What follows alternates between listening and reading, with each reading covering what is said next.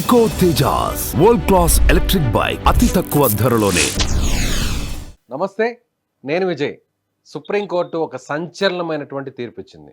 ఆ తీర్పు ఏంటంటే, భార్య వేరొకరితో పిల్లల్ని కంటే తండ్రి ఆ భర్తే చట్టబద్ధంగా అవుతాడు అనేటువంటి ఒక సంచలనమైనటువంటి తీర్పు ఇచ్చింది.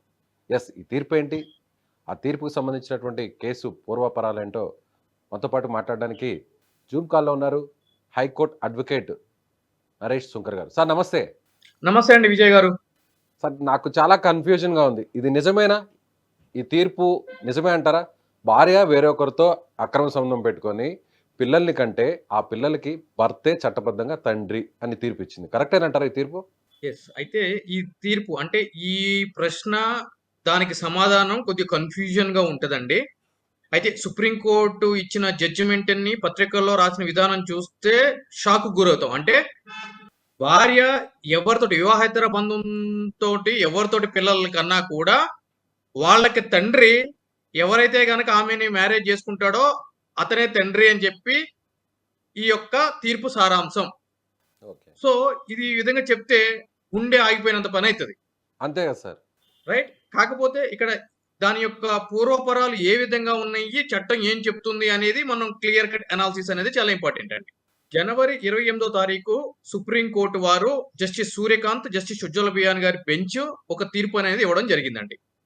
దానికి సంబంధించి పెటర్నిటీ, లెజిటిమటీ ఈ రెండు అంశాల మీద ఈ తీర్పు ఉంటుంది. అంటే చట్టబద్ధత, పితృత్వం ఈ రెండింటికి మధ్య ఏం జరుగుతుంది అనేది ఈ తీర్పు సారాంశం అండి. వివరాల్లోకి వెళ్తే ఏమవుతుంది అంటే కనుక కేరళలో 1989లో మ్యారేజ్ అవుతుందండి ఒక జంటకి, 1989లో.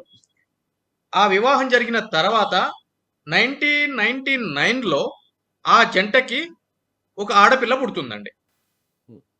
అదే విధంగా 2001లో ఒక కొడుకు కూడా పుడతాడండి. 2001 ఇంపార్టెంట్ అండి, ఒక కొడుకు కూడా పుడతాడు. దాని తర్వాత 2003లో వాళ్ళిద్దరి మధ్య విభేదాలు అనేది రావడం జరుగుతుందండి. వచ్చిన తర్వాత 2006లో వాళ్ళిద్దరూ పరస్పర అంగీకారంతో విడాకులు తీసుకోవడం జరుగుతుందండి. సో 2006లో వీళ్ళ యొక్క వివాహ బంధము రద్దయిపోయింది. అయితే ఎప్పుడైతే గనక 2001లో ఆమెకి ఒక బాబు పుట్టాడో, పుట్టినప్పుడు మున్సిపల్ రికార్డ్స్ లో ఆ బాబుకి తండ్రి కింద ఆమె భర్త పేరు రాయడం జరిగిందండి. రాసిన తర్వాత అండి, రిజిస్టర్ లో భర్త పేరు రాయడం జరిగింది. చట్టబద్ధంగా ఎవరినైతే గనక పెళ్లి చేసుకుందో ఆ భర్త పేరు రాయడం జరిగింది. 2006లో విడాకులు వచ్చిన తర్వాత మళ్ళీ ఆమె ఆ మున్సిపల్ అథారిటీస్ దగ్గరికి వెళ్ళి ఈ యొక్క తండ్రి కాలంలో, నా కొడుకు యొక్క తండ్రి కాలంలో నా భర్త పేరు కాకోకుండా నేను వివాహేతర బంధం పెట్టుకున్న వ్యక్తి పేరు తండ్రిగా రాయండి.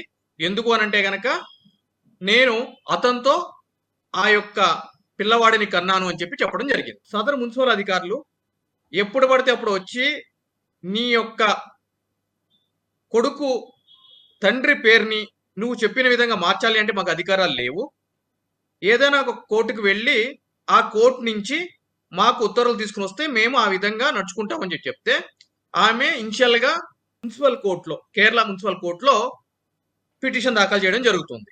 ఈ నేమ్ చేంజ్ గురించి నేను చెప్పిన ఈ యొక్క మొత్తం అంశాలన్నిటిని పొందుపరుస్తూ. ఎందుకు అనంటే గనక నా వివాహ బంధం అమల్లో ఉన్నప్పుడే నేను వివాహితర సంబంధం ద్వారా ఈ యొక్క బిడ్డను కన్నాను కాబట్టి అతని యొక్క తండ్రి వేరే అతను అని చెప్పి చెప్పడం జరుగుతుంది.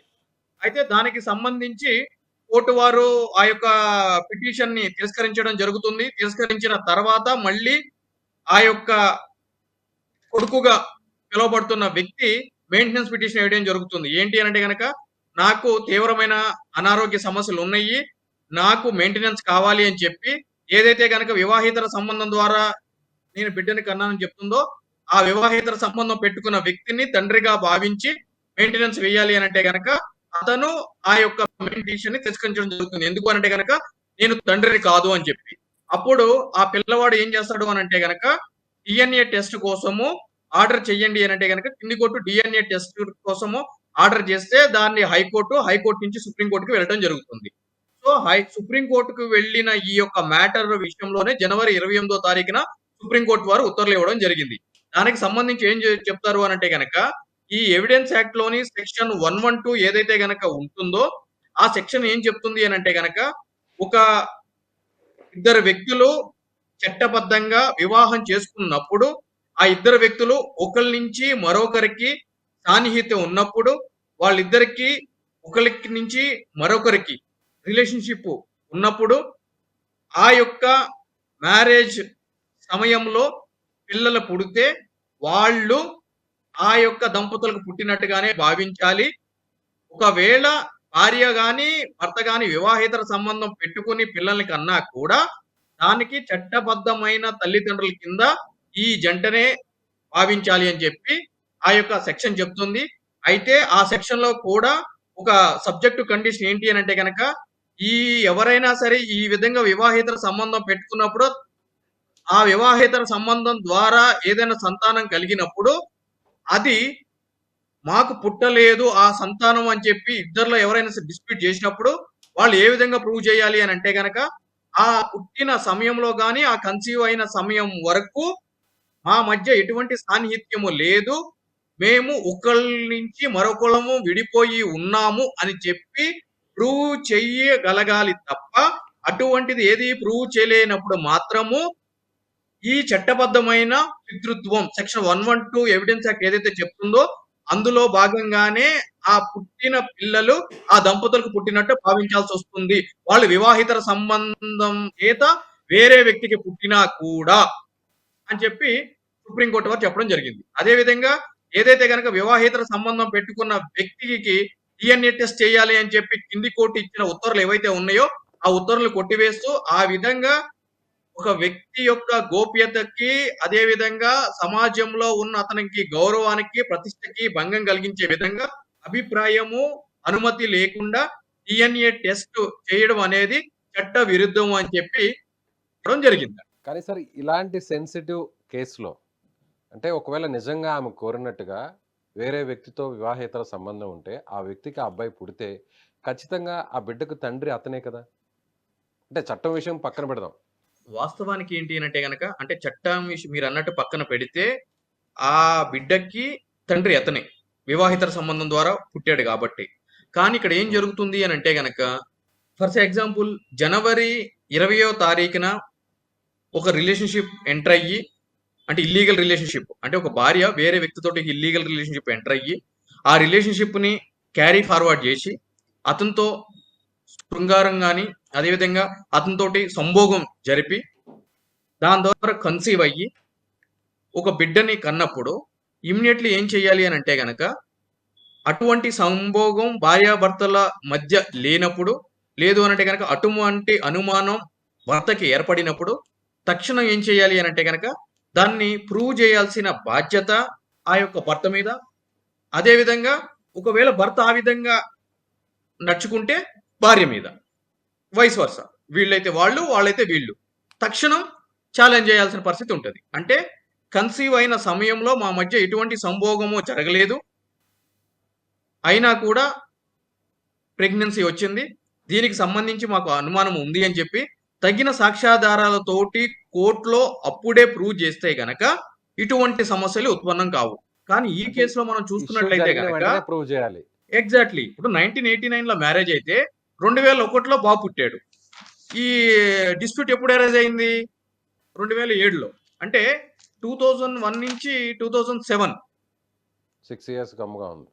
6 ఇయర్స్ తర్వాత 6 ఇయర్స్ తర్వాత ఈ యొక్క డిస్ప్యూట్ అనేది తెర మీదకి రావడం జరిగింది. ఇప్పుడు 6 సంవత్సరాల ముందు జరిగింది. అంటే 2001లో బాబు పుట్టాడు అని అంటే గనక సంభోగం జరిగిన వెంటనే కన్సీవ్ అవ్వడం పుట్టడం జరగదు కదండి. 9 నెలలు పీరియడ్ ఉంటుంది, రైట్?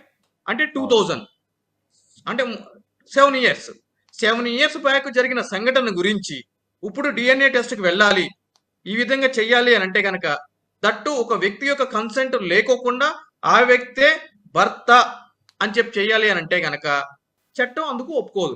దీనివల్ల ఏం జరుగుతుంది అని అంటే గనక ఎన్నో కాపురాలు కూలిపోయే అవకాశం ఉంది అని చెప్పి అప్పట్లోనే ఈ యొక్క సెక్షన్ ఇన్సెట్ చేయడం జరిగింది. ఇది ఈ రోజు రాసిన సెక్షన్ కాదండి, ఎవిడెన్స్ యాక్ట్ అనేది 112 అనేది బ్రిటిష్ టైం నుంచి కూడా ఉన్న ఎవిడెన్స్ యాక్ట్ ఇది. సో దాంట్లో డీమ్డ్ ప్రొవిజన్స్ ఉంటుంది, పెటర్నిటీ అండ్ లెజిటిమిటీ. పితృత్వం గురించి, అదేవిధంగా చట్టబద్ధత గురించి దాంట్లో క్లియర్‌గా ఉంది. ఎప్పుడైతే గనక ఇద్దరు వ్యక్తుల మధ్య వైవాహిక సంబంధం చట్టపరంగా ఏర్పడుతుందో, ఆ వైవాహిక సంబంధం అమల్లో ఉన్నంత కాలము ఎవరు పిల్లలు పుట్టినా కూడా, ఆ పిల్లలు వాళ్ళకి పుట్టినట్లుగానే భావించాలి. సబ్జెక్ట్ కండిషన్ ఏంటి?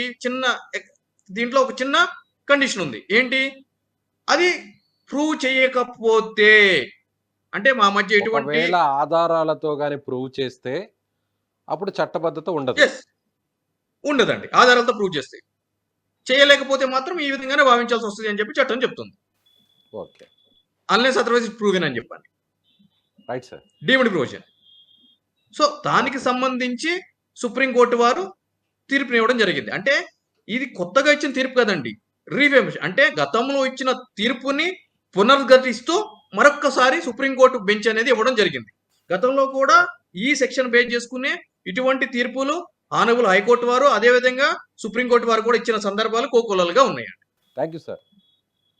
థ్యాంక్ యూ అండి. Thank you. పితృత్వం చట్టబద్ధతను ఆధారంగా చేసుకొని రూపొందించినటువంటి సెక్షన్ 112 ప్రకారం సుప్రీంకోర్టు ఈ తీర్పును తీసుకుంది. గతంలో అంటే అక్రమ సంతానం కలిగి ఉంటే, సో అక్రమ సంతానానికి కారకులైనటువంటి వారితో ఆధారాలను కానీ నిరూపించగలిగితే వెంటనే సో చట్టబద్ధంగా తండ్రి ఉండడు.